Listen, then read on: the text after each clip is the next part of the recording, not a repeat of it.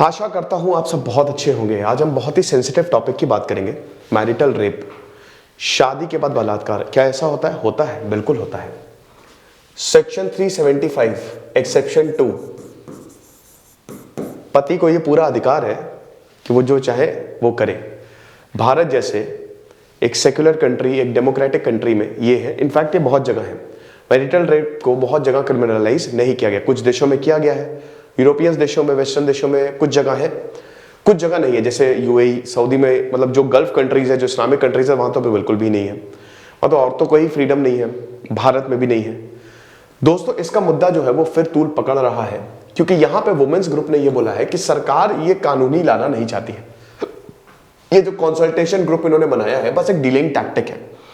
तो मैं बात करूंगा दोस्तों, इसमें मैंने एक और लेक्चर लिया हुआ है। वैसे अभी एक केस आया था छत्तीसगढ़ में, अभी की ही बात है दोस्तों, इसी महीने, पिछले महीने हाईकोर्ट, छत्तीसगढ़ के हाईकोर्ट ने, मतलब औरत ने ये आरोप लगाया था कि मेरे साथ सेक्शन 498, मतलब दहेज का सेक्शन 498 बड़ा खतरनाक प्रावधान है। सेक्शन 498 में यहाँ पे आदमियों को फंसा भी दिया जाता है कई बार, लेकिन ये बहुत ही इंपॉर्टेंट इसलिए भी क्योंकि दहेज के लिए लड़कियों को जला दिया जाता है, मारा पीटा जाता है। लेकिन कई मामलों में हमने ये भी देखा है कि सेक्शन 498 का गलत इस्तेमाल भी होता है। जैसे मैं खुद काफी पर्सनली उन लोगों से जुड़ा हुआ हूं जिन्होंने मुझे इस बात पे कंसल्ट किया कि सर मुझे तो फंसा दिया लड़की ने, मैंने अच्छा खासा शादी की थी, 498 में सर मेरी पूरी फैमिली चली गई और बहुत प्रॉब्लम है, अभी तक हम केस लड़ रहे हैं। देखिए, बात यहां पे है कि इंसान की, लड़के भी प्रताड़ित हैं, लड़कियां उनसे ज्यादा प्रताड़ित हैं। आपको बता दो एनसीआरबी का जो डेटा है, मैं आपको बताता हूं एनसीआरबी के डेटा के हिसाब से यू वोंट बिलीव कि हर 16 मिनट में भारत में एक रेप होता है, एक बलात्कार होता है हर 16 मिनट में। यानी कि जब ये लेक्चर खत्म होगा एक बलात्कार हो चुका होगा। हर 4 मिनट में औरत के साथ सेक्सुअल अब्यूज होता है या उसको अब्यूज किया जाता है, वो वायलेंस फेस करते, हिंसा होती है औरत के साथ। तीसरी चीज, 99% केसेस जो वायलेंस के, अब्यूज के, रेप के, दे आर अनरिपोर्टेड। 100 में से 99 केसेस अनरिपोर्टेड होते हैं। लगभग हर एक लड़की, मैंने तो जितनों से बात की है, मतलब ये फेस तो उन्होंने किया ही किया है। कोई मॉलेस्ट हो रहा है, कोई अब्यूज, किसी के साथ बदतमीजी, कोई मार खा रहा है, ये होता ही है। आदमियों के साथ भी प्रॉब्लम्स है, आदमी भी बहुत लड़कियां मैनिपुलेट करती हैं। कहने का मतलब ये है, the best thing is to give value to humanity. भाई जो चीजें सही है हमको वो करना है, ठीक है, तो हमको ये चीज समझनी होगी। लेकिन यस, लड़कियों की हालत बहुत ज्यादा बुरी है, औरतों की हालत बहुत ज्यादा बुरी है। तो मैरिटल रेप का जो मामला है, इसमें सेक्शन 375 एक्सेप्शन 2 है, जिसमें अगर सेक्सुअल इंटरकोर्स किया है एक इंसान ने, अगर उसकी एज जो है, wife is above 15 years of age, अगर 15 साल से नीचे नहीं है, 15 साल से ऊपर है, तो आप ये समझिए कि इसको रेप नहीं माना जाएगा। मतलब एक तरीके से पूरा अधिकार है यहां पे हस्बैंड का, अगर वो उसको जोर जबरदस्ती भी करनी है वो करे। कई बार ये पता चला, अभी मैं केस पे आऊंगा, वो आप कोट कर सकते हो आंसर राइटिंग में। सोशल जस्टिस बहुत इंपॉर्टेंट है ये, ठीक है। तो आप ये समझिए कि इससे मेंटल और फिजिकल ट्रॉमा दोनों ही होता है। मेंटली तो परेशान औरत, वो जो घाव है ना वो कभी भूल ही नहीं पाएगी। दूसरी बात ये है कि अगर ये औरतों के साथ होता है तो वो कहीं रिपोर्ट भी नहीं कर सकती, रिपोर्ट भी नहीं होता है। पहली बात, पुलिस कंप्लेन ही, मैंने इसीलिए ना 99% अनरिपोर्टेड है। 100 में से 99 केस रिपोर्ट नहीं होती, पुलिस नहीं लिखेगी, पुलिस भी आनाकानी करती है, ऐसा भी देखा है। फिर ये डर रहता है कि किसके पास जाए, परिवार वाले के पास जाए तो बोलेगा वो तो पति का हक है। औरतें ही कहती है वो तो पति का हक है, वो तो तुम्हारे साथ ही करेगा ही, तो तुमको उसी के साथ ही रहना है। तो एक तरीके से औरतें फंस जाती हैं। इसका बहुत बड़ा रीजन ये होता है कि औरतें इंडिपेंडेंट नहीं है, औरतें डिपेंडेंट हैं। मेरा मानना यह है कि हर किसी को, हर एक औरत को कम से कम थोड़ा बहुत तो कमाना ही चाहिए ताकि वो डिपेंडेंट हो जाए। 23% खाली वर्किंग कल्चर है, 100 में से 23 औरतें ही कमाती हैं, बाकी नहीं। ये एकदम सोची समझी साजिश है। वुमेन हिस्ट्री भी आप देख लीजिए ना, पहले तो वुमेन हिस्टोरियोग्राफी की बात करें तो पहले तो औरतों की कोई इतिहास ही नहीं था, बुरी हालत। अब जाके लड़ के इन्होंने, एक तो इनका रिबेलियस नेचर नहीं होना चाहिए थोड़ा बहुत, लेकिन बात यहां पे खैर हम मैरिटल रेप की कर रहे हैं। तो यहां पे 15 साल से ऊपर अगर आपकी एज है, अब इसको बोला है कि इसको 18 साल करो। जैसे अभी सरकार का एक बहुत अच्छा फैसला आया है कि 18 साल से शादी की जो एज है औरतों की 21 साल होने जा रही है, सरकार ने इस पर हामी भर दी है। इसकी भी एज 18 साल तक करो, ठीक है। लेकिन यहां पे जेएस वर्मा का कहना है कि भाई इसको ही खत्म कर दो ना, एक्सेप्शन 2 को खत्म कर दो अगर औरतों को। लेकिन इसके अब देखिए, इसके एडवांटेज और डिसएडवांटेज दोनों है, वो हम दोनों की ही बात करेंगे। तो अभी फैसला आया था छत्तीसगढ़ में, भाई एक औरत ने हस्बैंड के ऊपर, अपने पति के ऊपर केस किया पत्नी ने, कि एक तो 498 दहेज, फिर 377 और 376 रेप। अब ये समझिए कि और 375 वाला भी मैरिटल रेप, यहां पे वो 375 वाले में छूट गया, 498 377 लगा है उसके ऊपर। लेकिन ये आईपीसी होता है, इंडियन पीनल कोड के तहत ये सारे सेक्शंस होते हैं। सीआरपीसी आईपीसी में फर्क है, आपको पता ही है। आईपीसी क्या है, इसमें धाराएं लिखी हुई है सजा की, सीआरपीसी में प्रोसीजर कैसा होगा, ठीक है, वो लिखा रहता है। तो आप ये समझिए कि छत्तीसगढ़ कोर्ट ने उसको इस क्लॉज के तहत, सेक्शन 375 एक्सेप्शन 2 के तहत उसको छोड़ दिया। और ऐसा होता है क्योंकि marital rape is not a crime. Problem है, बहुत बड़ी प्रॉब्लम है। तो अब यहां पे दोस्तों, ये दिल्ली हाईकोर्ट जो है वो बहुत सारी पिटीशन जो है वो सुन रहा है कि ये जो एक्सेप्शन 2 है सेक्शन 375 का, इसको हटाना है, चाहे जो हो जाए, इसको हटाना है। अब the petitions include red foundation, all India democratic women's and survivors of marital rape, बहुत सारे एनजीओ। इसमें पिटीशंस कई बार फाइल की गई, 2018 में पिटीशन फाइल की गई थी, और कई बार सुप्रीम कोर्ट का भी ये फैसला आया है, एपेक्स कोर्ट ने भी बोला है भाई ये गलत है, ये गलत है। क्योंकि article 21 right to life, article 14 right to equality, भाई हर किसी को जीने का अधिकार है, तो आर्टिकल 21 को ये वायलेट करता है ना एक तरीके से। राइट टू लाइफ है ही कहां, आप तो अपनी विल जो है वो थोप रहे हो। मुझे हमेशा शादी में, मुझे एक चीज आपको बताना चाहूंगा, शादी कॉन्ट्रैक्ट है। आज सारी शादियां दुखी हैं 90%, पहले चलती थी अब नहीं चलती है। क्यों? प्रॉब्लम ये हो रही है आजकल, थोड़ा सा मैं डिटूर लूंगा, बस 2 मिनट, मुझे कार्ल मार्क्स की वो बात याद आ जाती है हमेशा। शादी एक कॉन्ट्रैक्ट है, आज कोई दिल से दिल का रिश्ता नहीं है, बस तुम्हारा फायदा किस में है। एक औरत एक लड़के से बहुत प्यार करेगी, एक लड़की एक लड़के से बहुत प्यार करेगी, बहुत ज्यादा प्यार करेगी। अगर उस लड़के के पास कुछ नहीं, हालांकि देखिए वो तो ठीक है, लेकिन अगर मान लीजिए उस लड़की के सामने कोई आईएएस आ गया, लड़का ठीक ठाक कमा रहा है, ऐसे बहुत हुआ है भाई, आईएएस आ गया और कुछ, तो लड़की छोड़ देगी, उसको 2 मिनट नहीं लगेंगे, रिश्ता खत्म, 3 साल का रिश्ता खत्म। लड़के भी यही करते हैं लड़की के साथ, लड़के भी लड़कियों को 50 चीजें बताएंगे और उसके बाद उसको छोड़ देंगे, जहां उनकी जॉब वॉब लग गई, टाटा बाय बाय। तो आप ये समझिए कि शादी कॉन्ट्रैक्ट हो गया, इसीलिए शादियां चली नहीं रही है, लोग दुखी हैं, शादियां टूट रही हैं। जो जब तक दिल से दिल नहीं जुड़ेंगे तब तक शादियां चलेंगी कैसे? सरकार, मतलब परिवार भी यहां पे इतना कमा रहे हो, उतना कमा रहे हो, दहेज इतना है, ये फलाना धमाका, as a society we are doomed. तो फ्राइडे को अपने एफिडेविट में जो कोर्ट ने लगाया, यूनियन गवर्नमेंट ने क्या बोला है, बहुत सारी लिटिगेशंस है, ठीक है। तो यूनियन गवर्नमेंट ने ये बोला भाई देखो, हम क्रिमिनल लॉज में कंप्रेहेंसिव अमेंडमेंट्स कर रहे हैं, हमने सजेशंस मांगे हैं। कहां से सजेशंस चाहिए? इस पे, मैरिटल रेप पे। जितने भी चीफ मिनिस्टर्स हैं, ध्यान दीजिएगा, जितने भी चीफ मिनिस्टर्स हैं सारे स्टेट्स के और यूनियन टेरिटरीज के, पहला। Then chief justice of India, chief justice of all high court, judicial academics, national law universities, bar council of India, bar of all high courts and members of the both the houses of the parliament. तो हमने इन सबसे suggestion मांगे हैं। अब औरतों का यही कहना है, मजाक हो रहा है। यहां पे मरियम धावले, जो कि जनरल सेक्रेटरी है ऑल इंडिया वुमेन्स एसोसिएशन की, बोल रही है ये मजाक चल रहा है क्या? आपने इन सबसे, इन महानुभाव से, ये जितने भी लोग हैं, आपने इन सबसे जो सजेशंस मांगे हैं, ठीक है, इसमें मुझे एक बात बस बता दो कि इसमें हम कहां हैं? औरत का कानून औरत ही नहीं है। 1860 में, 1860 में इंडियन पीनल कोड आईपीसी आया, 1857 फर्स्ट वॉर ऑफ इंडिपेंडेंस के बाद लॉर्ड कैनिंग आए, वो आईपीसी ले आए। औरतों को जूती समझा जाता था, पैर की, औरतों की कोई आवाज ही नहीं थी, तो इसीलिए सेक्शन 375 इसमें डाल दिया गया। लेकिन अब चीजें बदल गई है ना, अब तो ऐसा है नहीं, अब चीजें बदल गई। तो अब ये कॉलोनियल लॉ है। और दोस्तों ये सिर्फ भारत की बात नहीं, पूरी दुनिया में यही हो रहा है, पूरी दुनिया में। इसको अब हमको चेंज करना है। तो यहां पे औरतों को यही बोलना है, वुमेन्स ग्रुप का, कि भाई आखिरकार ये कंसल्ट किसको कर रहे हैं?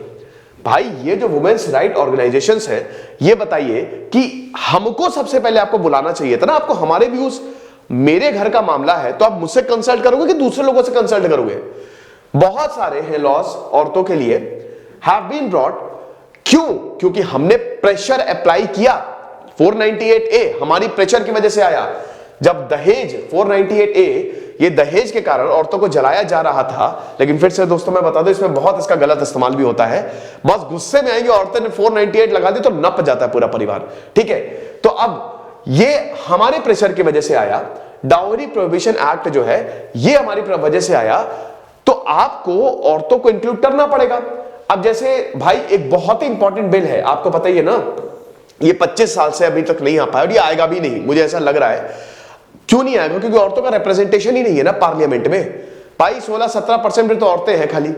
तो जब तक औरतें पार्लियामेंट में नहीं आएंगी, अब उसके लिए आप 33% रिजर्वेशन दो, 50 ग्रुप्स को रिजर्वेशन दोगे, लेकिन औरतों को जिस दिन रिजर्वेशन मिलेगा मजा आ जाएगी। तो आप 33% रिजर्वेशन दो ना, ये अभी तक नहीं आया। 100 में से 33 औरतों को रखो। म्युनिसिपैलिटीज इलेक्शंस में है, ठीक है, पंचायती राज इनफैक्ट रूरल में है, लेकिन मेन स्ट्रीम में नहीं आया है। मतलब यहां पे लोकसभा और राज्यसभा जो हमारी पार्लियामेंट है और विधानसभा में ये बिल अभी तक पड़ा हुआ है। तो यहीं पे कंसल्टेटिव, अब यही सरकार ने बोला कि कंसल्टेटिव प्रोसेस है, बस वो खाली टालने की बात है, सिर्फ टालने की बात है। टालने के लिए आपने 50 कंसल्टेटिव ग्रुप बनाए हुए हैं और वो 25 साल से ये 33% वाला जो बिल है वो अभी तक अटका हुआ है। पिछले 20 सालों में 2 बड़ी कमिटीज आपने बनाई है और कई बार उन्होंने बोला है कि भाई मैरिटल रेप को क्रिमिनलाइज करो, लेकिन अभी तक इसका कोई भी सॉल्यूशन जो है वो नहीं निकला है। एक तो ये, उसके बाद जीएस वर्मा, भाई आपको पता ही है कि जब निर्भया गैंगरेप हुआ तो फिर जीएस वर्मा की कमिटी ने बहुत सारे प्रपोजल्स दिए। तो जीएस वर्मा ने सीधा सीधा बोला कि क्रिमिनल लॉ को अमेंड करने की जरूरत है। पहली बात, ये सब तो चलिए ठीक है, क्विकर ट्रायल, पनिशमेंट ज्यादा होना चाहिए सेक्सुअल असॉल्ट में, तो ये 80,000 सजेशंस थे और फाइनली 644 पेज की रिपोर्ट थी, हिस्टोरिक डॉक्यूमेंट था।